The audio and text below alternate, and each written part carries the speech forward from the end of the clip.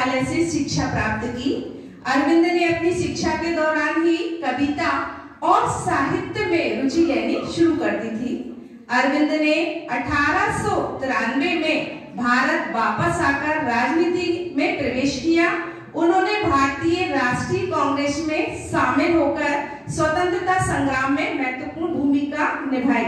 उन्होंने 1905 में बंगाल के विभाजन के विरोध में स्वदेशी आंदोलन में भाग लिया। अरविंद ने 1906 में बंगाली पत्रिका वंदे मातरम की स्थापना की, जो स्वतंत्रता संग्राम के लिए एक महत्वपूर्ण मंच बन गया था उनका।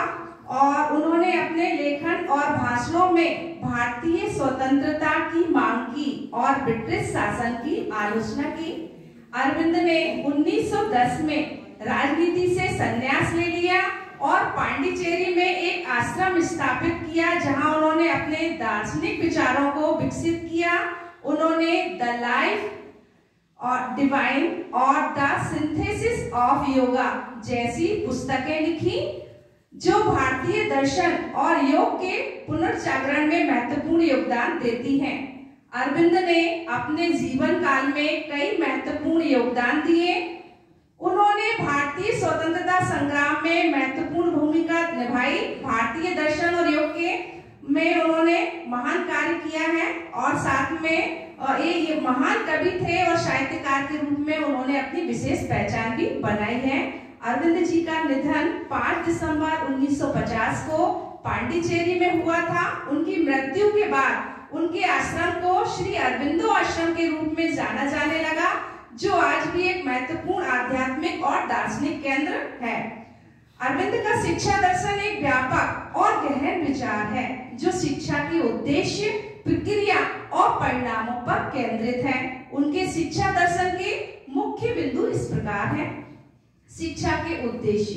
अरविंद के अनुसार शिक्षा का मुख्य उद्देश्य व्यक्ति के भीतर छिपी हुई संभावनाओं को उजागर करना है और उनका विकास करना है।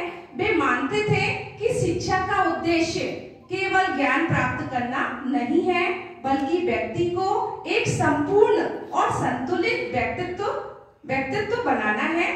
शिक्षा की प्रक्रिया। अरविंद के अनुसार शिक्षा की प्रक्रिया में 3 चरण होते हैं। पहला है ज्ञान की प्राप्ति। इस चरण में विद्यार्थी विभिन्न विषयों में ज्ञान प्राप्त करता है।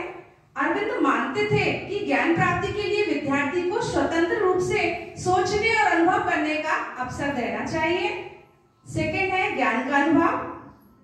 इस चरण में विद्यार्थी ज्ञान को व्यावहारिक रूप में अनुभव करता है। अरविंद मानते थे कि ज्ञान का अनुभव करने के लिए विद्यार्थी को विभिन्न गतिविधियों और प्रयोगों में भाग लेने का अवसर देना चाहिए। तीसरा है ज्ञान का संश्लेषण। इस चरण में विद्यार्थी ज्ञान को संश्लेषित करता है और अपने जीवन में उसका उपयोग करता है। अरविंद मानते थे कि ज्ञान का संश्लेषण करने के लिए विद्यार्थी को आत्मचिंतन और आत्मविश्लेषण का अवसर देना चाहिए। शिक्षा के परिणाम। अरविंद के अनुसार शिक्षा के परिणाम निम्नलिखित हैं। फर्स्ट है व्यक्तिगत विकास। शिक्षा का मुख्य परिणाम व्यक्तिगत विकास होता है। अरविंद मानते थे कि शिक्षा के माध्यम से व्यक्ति अपनी संभावनाओं को उजागर कर सकता है और अपने जीवन को सार्थक बना सकता है। सेकेंड है सामाजिक विकास।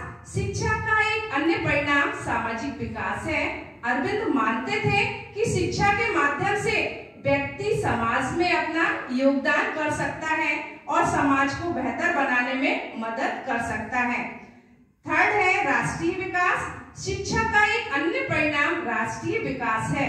अरविंद जी मानते थे कि शिक्षा के माध्यम से व्यक्ति राष्ट्र के विकास में अपना योगदान कर सकता है और राष्ट्र को बेहतर बनाने में मदद कर सकता है।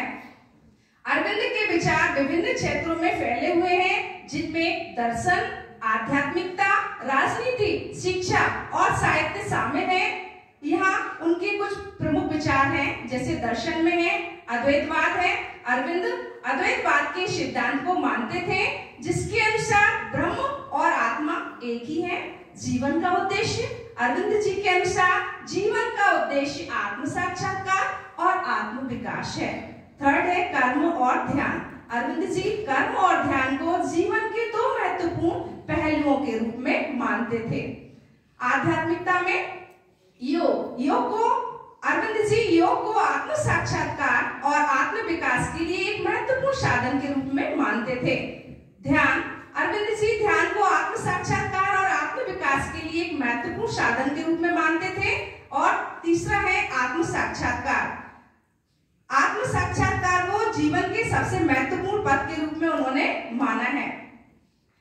अरविंद जी कृष्ण धन जो घोष थे ये बहुत ही महान थे और इन्होंने जो दार्शनिक तो थे ही, साथ में उनकी जो माता पिता थे तो माता पिता भी योगदान उन्होंने बहुत दिया है। और साथ में उन्होंने जो अरविंद जी की प्रमुख रचनाएं हैं उनको भी हम थोड़ा सा जानते हैं। अरविंद जी की रचनाओं में गीता का वर्णन है, वेदों का रहस्य है और उपनिषद का संपूर्ण व्याख्यान है। द रेनेसां इन इंडिया और बार एंड सेल्फ डिटरमिनेशन आदि इनकी किताबें हैं।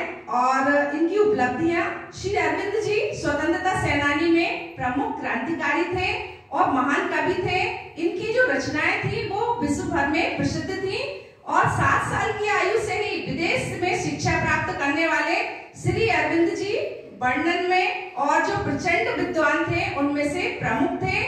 वह एक योगी और महान दार्शनिक भी रहे हैं। इस प्रकार जो अरविंद जी हैं इनका ये दर्शन में जो है वो दर्शन शास्त्र के इनके शैक्षिक विचार वगैरह रहे हैं। Thank you.